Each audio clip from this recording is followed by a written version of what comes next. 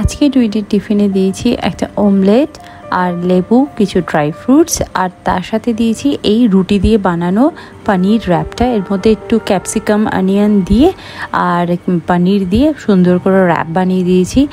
Sandwich মেকারে আমি একটু grill করে দিয়েছি। এটা খেতেও ভালো, আর ব্রেড দিয়ে স্যান্ডউইচের থেকে রুটি দিয়ে স্যান্ডউইচ অনেক বেশি হেলদি।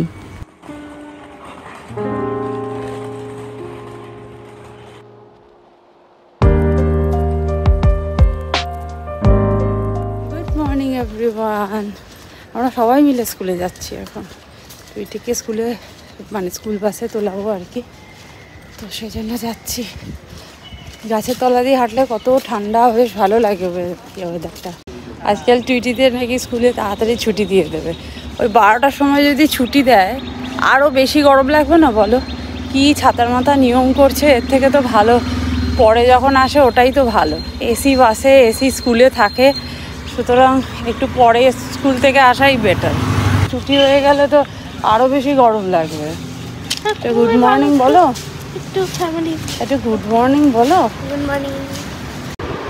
আজকে টুইটির রুমে এক্সারসাইজ করছি। টুইটির রুমে এক্সারসাইজ করলে একটা প্লাস পয়েন্ট, পুরো পাখার তলায় না বসে এক্সারসাইজটা করা যায়। আমাদের রুমে না পাখাটা একটু দূরে চলে যায়, ওই জন্য ওখানে খুব গরম লাগে, তাই জন্য আমি এখানে করি, প্রান্তিক ডাইনিংয়ে করি। আর এই বেল্ট, বাবারে এই গরমের মধ্যে এই বেল্টটা যে কি টাইট, সেরকম ভারী মনে হয় যেন নিজের পায়ের আরও 2 কেজি ওয়েট বেড়ে গেল এই টাইটের জন্য। আজকে তাও গরমটা একটু কম আছে, মানে এখনও বাইরে রোদ হয়ে গেছে, বাট টেম্পারেচারটা মনে হচ্ছে এখন একটু কম। পাখার আওয়াজে হয়তো কথা বলে একটু কেটে কেটে যাচ্ছে, বাট বিশ্বাস করো প্রচণ্ড গরম লাগছে, পাখা বন্ধ করে আমি থাকতে পারছি না। তো যাই হোক, এবার ব্রেকফাস্ট করি। প্রান্তিকের কথা এখনও স্ট্রেচিং কমপ্লিট হয়নি, তো স্ট্রেচিংটা করে নিই। আমার স্ট্রেচিং হয়ে গেছে, তো আজকের মতন টাটা বাই বাই করি এই ডাম্বলকে আর এই বেল্টকে। ব্রেকফাস্ট করবো, তারপর এক এক করে বাড়ির সমস্ত কাজ করবো। রান্নাবান্নায় না আজকে বিশেষ কোনো তাড়া নেই, কারণ হচ্ছে আমার মানে ডাল করা আছে, মাছের ঝোলও করা আছে, শুধু একটা তরকারি টাইপের কিছু করতে হবে। আর রাতে কী খাবো তার প্রিপারেশনটা করে রাখতে হবে। জাস্ট ঘরদোর ক্লিন করলাম। ব্রেকফাস্ট আমার করা হয়ে গেছে। আজকে গ্রানোলা বলি খেয়েছি, প্রান্তিকেও তাই খেয়েছে, আমিও তাই খেয়েছি। আমি কদিন ধরে ভাবছি কি একটু ঘর ক্লিনিং বা এই ডাস্টিং এইসব করবার জন্য একজনকে রাখবো। অ্যাকচুয়ালি আমার একটা ভ্যাকিউম ক্লিনার কেনার খুব ইচ্ছা। একটা হ্যান্ড ভ্যাকিউম ক্লিনার আমার আছে, একটা বড়, যাতে আমার এই কাজগুলো ইজি হয়ে যায়। কিন্তু তারপর ভাবলাম বড় ওই বাড়িতে যাই, তারপরেই আমি কিনবো। আমার না এই ঘর ডাস্টিং মপিং করতে একদম ভালো লাগে না, তো ও বাড়ি গেলেই আমি সেই ভ্যাকিউম ক্লিনার বা এগুলো কিনলে আমার অনেক ইজি হয়ে যাবে। ভেবেছিলাম একটা লোক রাখবো, কিন্তু কি বলতো, এখন যদি আমি লোক রাখি তারপর কিছুদিন পরেই আমি আবার তাকে কাজ থেকে ছাড়িয়ে দিতে হবে, বা তাকে যদি আমি বলি আমার ওই ফ্ল্যাটে চলো, ডিস্টেন্স ভালোই আছে, তারা ওখানে যাবে না। এখন আমি 3-4 মাসের জন্য কাউকে রাখবো, কাউকে চাকরি দেওয়া রীতিমতো, তাকে একটা চাকরি মানে একটা কাজ দিলাম। হট করে 3-4 মাস পরে আমি বললাম যে না, তোমাকে আর কাজ করতে হবে না, তুমি এসো, তাহলে তারও তো খারাপ লাগে, তাই না? মানে আমরাও তো চাকরি বাকরি করি, আমরা বুঝি ব্যাপারটা। হট করে কাউকে রাখবো, হট করে কাউকে ছাড়িয়ে দেবো, তাদেরও খারাপ লাগবে। আর এখন যদি ভাবি যে, এখন যদি আমি তাকে প্রথম থেকেই বলে দিই যে না, তুমি এখন এখানে কাজ করছো, তারপর তুমি ওখানে গিয়ে কাজ করো, তাহলে তারা গিয়ে কাজ করবে না। সুতরাং সেটা একটু প্রবলেমই হয়ে যাবে, সেজন্য সব কিছুই আমাকে করতে হচ্ছে, কিছু করার নেই। তো যাই হোক, আমার করার নেই বলতে আমি তো এত বছর ধরে নিজেই করছি, সুতরাং আমার কোনো বিশেষ অসুবিধা হয় না। আর আমি ওই বেড কভারটা পেতেছি, যেটা আমি 2 দিন আগে বললাম না, ফ্লিপকার্ট থেকে কিনেছিলাম। ওয়াশ করেছি, বাট কোনো রিঙ্কেল পড়েনি, একদম পিওর কটন তো নয়, সেই জন্য রিঙ্কেল, পিওর কটন হলে এত সস্তাতে পেতামও না সত্যি কথা বলতে। তো যাই হোক, খুব ভালো। কিন্তু ওই যে বালিশের কাভারটা দেখছো, ওইটা কিন্তু পিওর কটনের। এত ওই বেড কাভারটাতে এত রিঙ্কেল পড়ে যায়, কিন্তু বেড কাভারটা ভীষণ সফট। ওটা আমার বিয়েতে পাওয়া, প্রায় 13 বছর আগে আমি ওটা বিয়েতে পেয়েছিলাম, তো সেটাই আমার এখনও চলছে, খুব ভালো, কোয়ালিটিটা ভীষণ ভালো। আর আমি বললাম না আমার রান্নাবান্না সেরকম কোনো কাজ নেই, তো সব করাই আছে, ডালও আছে, মাছের ঝোলও করা আছে। আর মাছের ঝোলের মধ্যে অনেক সবজিপাতি দিয়ে করেছিলাম, তাই ভাবলাম আজকে একটু শুক্তো করি, শুক্তো করলে ভালোই হবে। কিন্তু প্রবলেম হচ্ছে, এখন যদি আমি শুক্তো করি, মাছের ঝোলে এত সবজি দিয়েছি আমি, সেই মাছের ঝোল তখন আর সেই মাছের ঝোলে সবজি কেউ খেতে চাইবে না। যেন ভাবলাম একটু উচ্ছে বা উচ্ছে আলুর তরকারি এরকম বা ঢ্যাঁড়স আলুর তরকারি এরকম একটা কিছু করে নিই। সবই আছে ফ্রিজে, তো সেগুলো দিয়েই করে নিই। কালকেই ভেবেছিলাম যে আমি শুক্তোটা বানাই, কিন্তু না আর ইচ্ছা করছিল না, ডাটা বাটা সব কেটে কুটেও রাখলাম, তারপর আর ইচ্ছা করলো না যে বানাই, কারণ এত কালকে আমার শরীরটা ভালোও লাগছিল না।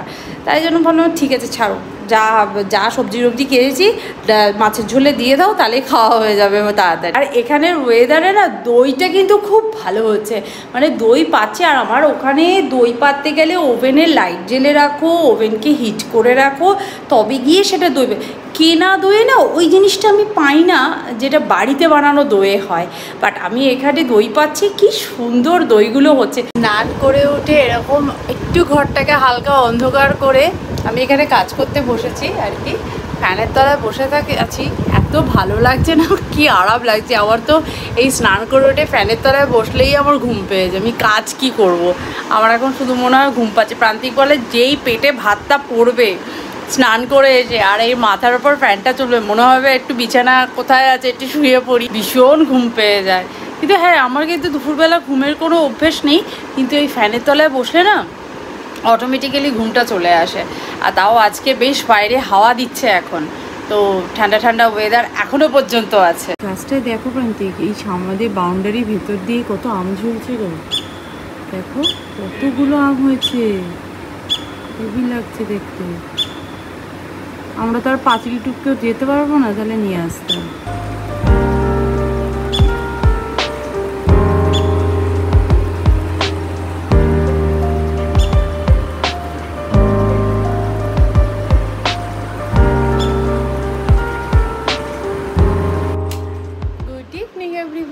এখন বিকেল হয়ে গেছে, টুইটির বাইরে মানে 6টা সাড়ে 6টার মতো বাজে। টুইটির টিচার আসবে এক্ষুনি পড়াতে। টুইটির ঘরটা না এত ঠান্ডা, অ্যাকচুয়ালি ড্রয়িং র্যাকে জামা কাপড় মেলে আমি টুইটির ঘরে রেখে গেছিলাম, জামা কাপড় তো সব শুকিয়েই গেছে। আর ঘরটা না একদম ন্যাচারাল ওয়েতে ঠান্ডা হয়েছে, মানে এসির যে একটা ঠান্ডা না, সেটা থেকে এই ঠান্ডাটা আমার বেশি ভালো লাগে। ওই দেখবো ফ্রিজের জল আর কুজোর জলের মধ্যে যে পার্থক্যটা হয় না, ঠিক সেরকম খুব ভালো ঠান্ডা হয়ে গেছে। এসেই স্নান করে, ও প্রত্যেক দিন সকালবেলা স্নান করে যায়।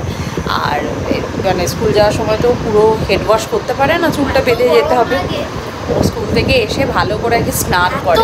এত ঘেমে যায়, এত ঘেমে যায়, এসি বাসে করে এসেও ঘেমে যায়। আমাদের সময় আসো আমরা এমনি বাসে করে আসতাম। আমি অবশ্য আমাদের ছোটবেলা যখন ছিলাম এত গরমও পড়তো। আমি আজকে বাসের মধ্যে ঘুমিয়ে পড়েছি। আর ড্যাডি বলছে আরে নামছে না কেন, তুই নামছে না কেন? তখন ওই কন্ট্রাক্টরটা যেটা থাকে, কন্ট্রাক্টরের মধ্যে হেল্পিং ড্রাইভার ছাড়া যে আর একটা আঙ্কেল থাকে, সে বলছে দাঁড়ান ডাকছি, মনে হয় ঘুমিয়ে পড়েছে। এই ভেতরে গিয়ে ওদের একটা ম্যাডাম থাকে বাসের মধ্যে, তো সেই ম্যাডামকে ডেকেছে যে আরে ও তো স্টপেজ এসে গেছে, নামতে হবে না? আর যদি নিয়ে চলে যেত তোকে। যতক্ষণে টুইটির ম্যাডাম আসবে ততক্ষণে ভাবলাম ডিনারের প্রিপারেশনটা করে নিই। আর আজকে ডিনারে আমি কাবলি চানা বানাবো। চানাটাকে ভিজিয়ে রেখেছিলাম, এক ডেচকি ফুলে গেছে পুরো ডেচকিটা। যাই হোক, এটা বানাবো, সেই জন্য এখানে আদা পেঁয়াজ টমেটো সব কিছুকে একসাথে পেস্ট বানিয়ে নিচ্ছি, তাহলে ভীষণ তাড়াতাড়ি হয়ে যাবে। কারণ এটা কষতে অনেকটা সময় লাগে, না হলে পেস্ট হলে ঝটপট হয়ে যাবে। অ্যাকচুয়ালি ওর টিচার আসার আগে আমি মিক্সিটা চালাতে চাইছিলাম আর কি, তারপরে ভাবলাম এটা করে নিই। বলতে বলতে চলে এসেছি ম্যাডাম।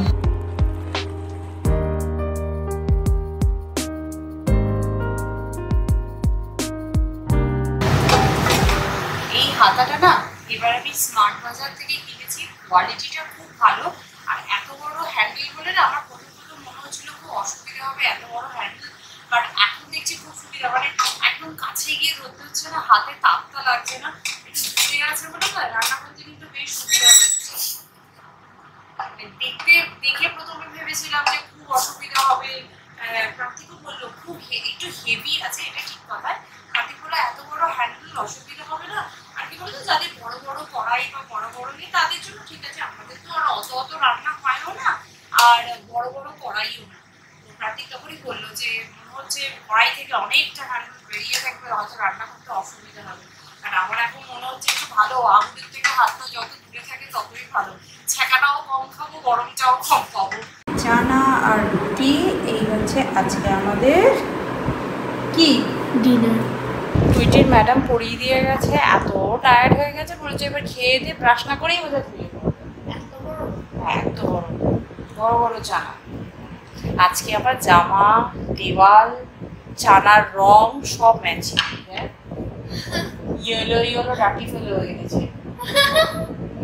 যাই হোক, এত গরম লাগছিল না, আমি রুটিটা ইয়েতে আসলে গা হাত পা ধুয়েছিলাম, ফ্রেশ হয়ে গেছিলাম, রান্নাঘরে দাঁড়িয়ে দাঁড়িয়ে রুটি করতে গেলে আবার আমি ঘেমে যেতাম।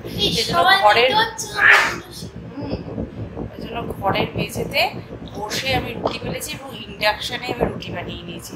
ফ্যানের তলায় বসে করতে পেরেছি, অতটা গরম লাগেনি। তো যাই হোক, আজকে বেডরুমটাকে আমি কিচেন বানিয়ে নিয়েছি। তো চলো, আজকে ভিডিওটা তাহলে এখানেই এড করছি, দেখা করছি নেক্সট ব্লগে। ততক্ষণের জন্য তোমরা খুব ভালো থাকো, সুস্থ থাকো, আর একটা bye bye, see you in next video. By.